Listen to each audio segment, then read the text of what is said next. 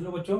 आज हम लोग बात करने वाले हैं राउट्स लॉ की। तो राउट्स लॉ आपने पहला देखा था, जिसमें हम लोगों ने देखा था उसमें दो घटक थे, यानी कि एक सॉल्यूट था, दूसरा क्या था, सॉल्वेंट था। उसे केस में आपने देखा कि कैसे उसका वेपर प्रेशर हम लोग निकाल रहे थे। तो उसके लिए आपने देखा था, एक वहाँ पे आया था फार्मूला जिसे हम लोगों ने पढ़ा था, पी टोटल निकाल रहे थे, पी नॉट काई ए प्लस पी नॉट बी काई बी। ये फार्मूला हमने डिराइव किया था। आज हम लोग ऐसे सोल्यूशन की बात करेंगे जिसमें क्या होगा, एक सॉल्यूट होगा और दूसरा क्या होगा, सॉल्वेंट होगा। ये तो कंपोनेंट है सोल्यूशन के। उसमें हम लोग देखेंगे कि जो सॉल्यूट होगा हमारा वो क्या है, नॉन वोलाटाइल हो, और सॉल्वेंट जो हमारा हो वो वोलाटाइल हो, यानी कि वाष्पशील हो। तो उसके लिए क्या होता है राउल्ट लॉ, और उसके बारे में चर्चा करेंगे। तो चलिए शुरू करते हैं। हमने यहाँ पे क्या ले लिया है, एक सोल्यूशन ले लिया है। क्या है ये, सोल्यूशन है। ओके, सोल्यूशन में हमने क्या किया, पहले सॉल्वेंट है हमारा, ये सारा का सारा क्या है, सॉल्वेंट भरा हुआ है। सॉल्वेंट, ये क्या है, सॉल्वेंट है। ओके, मान लो ये सॉल्वेंट क्या है, ए है। अब क्या किया हमने, इसमें कोई अवाष्पशील विलेय बी डिजॉल्व कर दिया है। क्या डिजॉल्व कर दिया है, बी। तो जब डिजॉल्व करेंगे तो ये क्या बन जाएगा, सोल्यूशन बन जाएगा। अब इसके केस में आप क्या देख पा रहे हो कि इसमें सॉल्यूट और सॉल्वेंट क्या होगा, दोनों होगा। तो ये क्या हमारा है, सॉल्वेंट है। ओके, दो पार्टिकल आपको यहाँ दिख रहे होंगे। तो ये क्या हमारा सॉल्वेंट था, और ये क्या हमने जो डार्क है, डार्क पॉइंट से, ये क्या है हमारा सॉल्यूट है। क्या है, सॉल्यूट। अब इसके केस में अगर हम बात करें वेपर प्रेशर लेने की बात, दाब की बात करेंगे, तो ये जो सॉल्वेंट है उसका वेपर प्रेशर कितना है, पीए है। और यहाँ पर देखेंगे तो जो वेपर प्रेशर होगा यहाँ पर भी किसका होगा, पीए ही होगा। और अगर पी नॉट भी, जो हमारा पी है, पीबी यानी कि पीबी कंपोनेंट, इसके वेपर प्रेशर की अगर बात करेंगे तो इसका वेपर प्रेशर क्या है, जीरो है। क्यों वेपर प्रेशर जीरो, क्योंकि ये क्या है, नॉन वोलाटाइल, क्योंकि इसकी वेपर नहीं बन रही है। जब वेपर नहीं बनेगी तो इसका क्या हो जाएगा, वेपर प्रेशर क्या हो जाएगा, जीरो हो जाएगा। चलिए इसके केस में देखते हैं क्या चेंज होता है इसमें। तो ये हमारा क्या है, सॉल्वेंट था, ये सारा का सारा क्या है, सॉल्वेंट है। जैसे ही आपने अगर इसकी वेपर प्रेशर की बात करें तो वेपर प्रेशर इसका कितना हो जाएगा, पी नॉट। वेपर प्रेशर कितना है इसका, पी नॉट है, यानी कि शुद्ध अवस्था में। ये क्या है हमारा, शुद्ध विलायक का वाष्प दाब। क्या है ये, शुद्ध विलायक का वाष्प दाब है। अब जैसे ही हमने इसमें क्या कर दिया है, सॉल्यूट डिजॉल्व किया, यानी कि बी कंपोनेंट डिजॉल्व किया।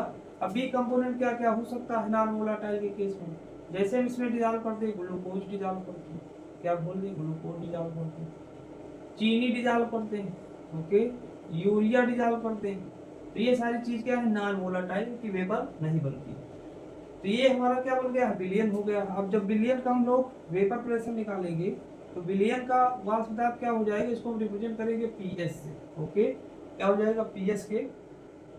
अब यहाँ पर देखोगे पीएस है, यानी कि इसका वेपर प्रेशर क्या है, वाष्प दाब, पीएस से हम लोग प्रदर्शित करेंगे। तो इसके केस में देखोगे अगर हम यहाँ वाष्प दाब की गणना करें तो ये जो हमारा शुद्ध विलायक का वाष्प दाब है, शुद्ध विलायक का वाष्प दाब क्या होगा, ज्यादा होगा, और इसका जो होगा वो क्या होगा, कम होगा। ऐसा क्यों है, जैसे हमने नॉन वोलाटाइल सॉल्यूट इसमें मिलाया, अब जो इसके वेपर बनने की क्षमता थी उसको क्या कर दिया है, इसने नॉन वोलाटाइल सॉल्यूट ने डिक्रीज कर दिया है। जब डिक्रीज करेंगे तो फाइनली हमारा जो सोल्यूशन बनेगा उसका वेपर प्रेशर क्या होगा, कम होगा। अच्छा, चलिए इसकी बात ठीक है। हम लोग चर्चा करते हैं, अगर आपसे हम पूछ लें कि इसमें कितना वेपर प्रेशर की कमी आई है, कितना वाष्प दाब इसका कम हुआ है, तो कैसे निकालोगे। तो मान लो इसका वेपर प्रेशर हमने कितना बताया, पी नॉट बताया, इसका वेपर प्रेशर कितना बताया, पीएस बताया। हम लोग अगर क्या करें, ये जो हमारा पी नॉट दिया गया है, ये पी नॉट है, और इसमें से हम लोग क्या करते हैं, माइनस करते हैं, यानी कि पीएस करते हैं। तो जो आएगा उसको हम लोग बोलेंगे वाष्प दाब में अवनमन बोल देंगे। क्या बोल देंगे, वाष्प दाब में अवनमन, यानी कि वाष्प दाब में कितनी कमी आई। ठीक, ये क्या है, वाष्प दाब में अवनमन है। और इसको हम कैसे लिख सकते हैं, ये लिख सकते हैं delta P equal to P not minus PS बता सकते हैं। इतना हो गया, ये क्या वाष्प दाब में अवनमन है। चलिए देखते हैं, अगर मान लो इस सॉल्वेंट का किसी टेम्परेचर पे वाष्प दाब कितना है, मान लो 100 mmHg था, 100 mmHg था। उसके बाद जैसे आपने बी सॉल्यूट इसमें ऐड किया, इसका वाष्प दाब घट के कितना हो जाता है, अब यहाँ पे जो इसका वाष्प दाब लगेगा कितना है 80 mmHg। तो बात आएगी कितना घट गया है, तो हम लोग इससे क्या करेंगे, अगर आपको निकालना हो वाष्प दाब में अवनमन तो हम लोग क्या करेंगे, यहाँ पे माइनस कर देंगे, यानी कि डेल्टा पी इक्वल टू क्या हो जाएगा, पी नॉट हमारा कितना है 100 mmHg है। उसके बाद माइनस क्या करोगे, इसका सोल्यूशन का वाष्प दाब कितना मिल रहा है 80 mmHg मिल रहा है, तो माइनस करोगे तो बताओ कितना आ जाएगा 20 mmHg आ जाएगा। तो इसी को हम लोग बोलेंगे वाष्प दाब में कमी। सिंपल सा तरीका है, जब हम लोग क्या करते हैं चाय वगैरह या फिर पानी उबालते हैं, उसमें अगर नमक वगैरह या फिर शुगर वगैरह डिजॉल्व कर देते हैं तो जो उसमें वेपर बना करती है, यानी कि भाप बना करती है, वो कम हो जाती है। अरे भाई जब भाप कम बनना कम होगा तो उसका वाष्प दाब भी क्या हो जाएगा, घट जाएगा। तो ये क्या है, वाष्प दाब में अवनमन आया है। याद करिए पिछले लेक्चर में हमने बताया था वाष्प दाब में अपेक्षिक, ठीक, पिछले लेक्चर में हमने बताया था वाष्प दाब में अपेक्षिक अवनमन। तो वाष्प दाब में अपेक्षिक अवनमन क्या होता है, अभी हमने बताया वाष्प दाब में अवनमन यानी कि delta P equal to P not minus P S. ये क्या है, इसे हमने बताया क्या चीज, प्योर सॉल्वेंट, प्योर सॉल्वेंट। ये क्या है, vapour pressure of pure solvent, pure solvent, okay. और ये क्या हमारा vapour pressure, vapour pressure of solution, ये चीज है। अगर हम किसकी बात करें, वाष्प दाब में अपेक्षिक अवनमन, तो वाष्प दाब में अपेक्षिक अवनमन, अपेक्षिक अवनमन बताओ किसके बराबर हो जाएगा, ये हो जाएगा किसके बराबर, ये हो जाएगा किसके बराबर, यहाँ पे P not minus P S upon P not, okay. ये क्या है, वाष्प दाब में अपेक्षिक अवनमन है। हमको बात करना है किसके लिए, अवाष्पीय विलेय के उपस्थित राउल का नियम। तो चलिए अब राउल का नियम समझ लेते हैं क्या है। तो राउल का नियम कुछ नहीं है, इसमें राउल का नियम बताया गया कि डेफिनेशन दी गई है राउल के नियम की, किसी विलयन में विलायक के वाष्प दाब का अपेक्षिक अवनमन उसमें घुले हुए विलेय के मोल प्रभाज के बराबर होता है, ठीक है। ये देखिए अभी इसको हमने क्या बताया, जो ऊपर लिखा है, यानी कि इतना क्या हमारा ये वेपर प्रेशर जो डिक्रीज हुआ था, यानी कि लोअरिंग इन वेपर प्रेशर है, या फिर वाष्प दाब में अपेक्षिक अवनमन है। और ये क्या है, पी नॉट, यानी कि ये पूरा टर्म हमारा क्या है, वाष्प दाब में अपेक्षिक अवनमन है। और ये किसके बराबर होता है, विलेय के मोल प्रभाज की क्या होता है, बराबर होता है। यानी कि जितना आप क्या करोगे, विलेय डिसॉल्व करोगे, उसका मोल फ्रैक्शन क्या हो जाएगा, बढ़ता जाएगा।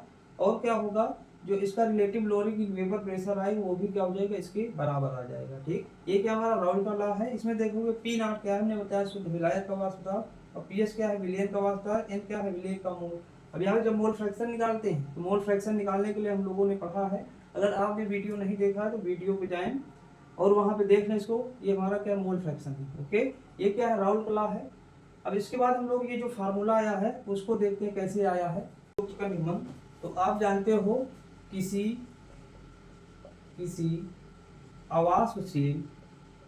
अवाष्पशील विलेय की उपस्थिति में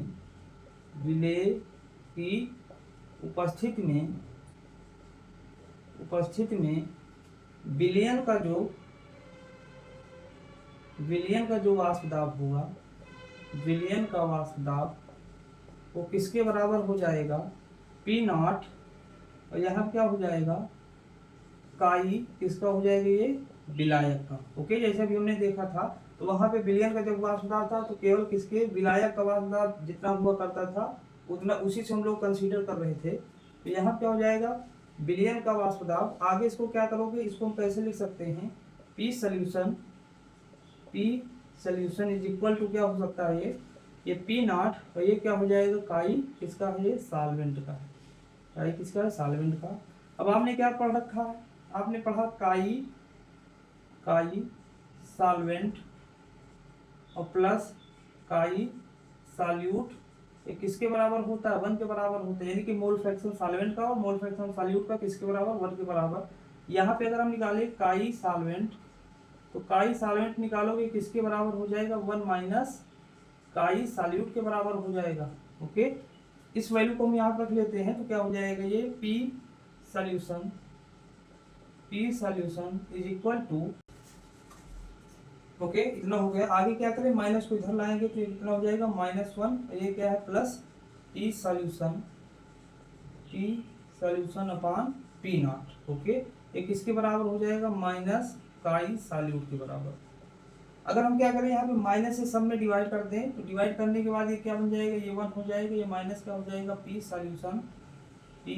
सॉल्यूशन अपान क्या हो जाएगा, पी नॉट हो जाएगा। ये कितना हो जाएगा, काई सॉल्यूट के बराबर, काई सॉल्यूट के बराबर, ओके।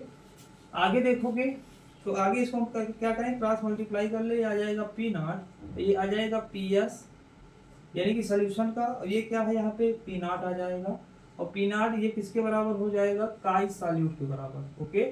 ये क्या हमारा राउल का नियम है। तो ऐसे डेरिवेशन हम लोग क्या करेंगे, इसका कर लेंगे। अब जो भी हमने बताया पी नॉट क्या है, प्योर सॉल्वेंट का वेपर प्रेशर, पी एस क्या है, सॉल्यूशन का वेपर प्रेशर है, और काई क्या है, मोल फ्रैक्शन है किसका, सॉल्यूट का। तो ये क्या है, Raul law. This is equation of Raul law, okay. ये है। आगे राउल लॉ की कुछ लिमिटेशंस हैं, ये कहाँ कहाँ लागू होगा उसको देख लेते हैं। लिमिटेशंस, राउल लॉ की कुछ लिमिटेशंस है कि किस सॉल्यूशन पे ये फॉलो होगा राउल का लॉ। तो यहाँ पे लिखिएगा सीमाएं, राउल के नियम की सीमाएं, राउल के नियम की सीमाएं। इसकी सीमाएं क्या है, लिमिटेशंस। तो पहला लिमिटेशंस है, ये आदर्श विलयन पर लागू होते हैं, आदर्श विलयनों पर लागू होते हैं, ओके। अब आदर्श विलयन क्या होते हैं इसको हम लोग डिस्कस करेंगे नेक्स्ट लेक्चर में। उसके बाद दूसरा क्या है, ये पुनः विलेय और विलायक पर लागू होता है,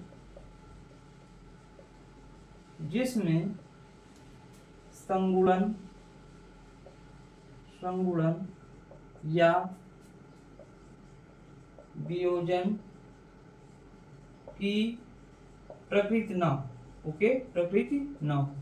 एक वियोजन का मतलब क्या होता है, वियोजन का मतलब जैसे मान लो ए बी टाइप का कोई सॉल्वेंट है, इसको पानी में घोलने पर ये ए प्लस और बी निगेटिव में क्या हो, टूट जाए, तो ये क्या है, वियोजन है, यानी कि आयंस बना दे। तो इस प्रकार के सॉल्यूशन पे लागू नहीं होगा। एक होता है डिसोसिएशन, यानी कि संगुणन जिसे बोलते हो, क्या होता है, संगुणन। संगुणन ऐसे सब्सटेंस होते हैं जिसमें हम लोग क्या करते हैं, मिलाते हैं। तो अगर उसका आपने n मोल डिजॉल्व किया तो कितना हो जाता है, जोड़ के कंबाइन करके डाइमर बना लेता है या फिर ट्राइमर बना लेता है, तो इसे क्या बोलते हैं, संगुणन। इस प्रकार के विलयनों पर भी क्या होगा, विलेय या विलायक होंगे तो उस पर भी ये लागू नहीं होगा। उसके बाद तीसरा, उन विलेय तथा विलायक पर भी लागू नहीं होता है, जो आपस में अभिक्रिया कर लेते हैं, ओके, अभिक्रिया कर लेते हैं, तो इन पर भी क्या होगा, लागू नहीं होगा। तो ये क्या है, राउल का लॉ है। इतना हमारा क्या है, राउल का लॉ हम लोगों ने पढ़ा। अब इसके बाद हम लोग नेक्स्ट वीडियो में मिलते हैं। अभी के लिए इतना ही। बाकी वीडियो को लाइक करें, शेयर करें और कमेंट करें। Thank you.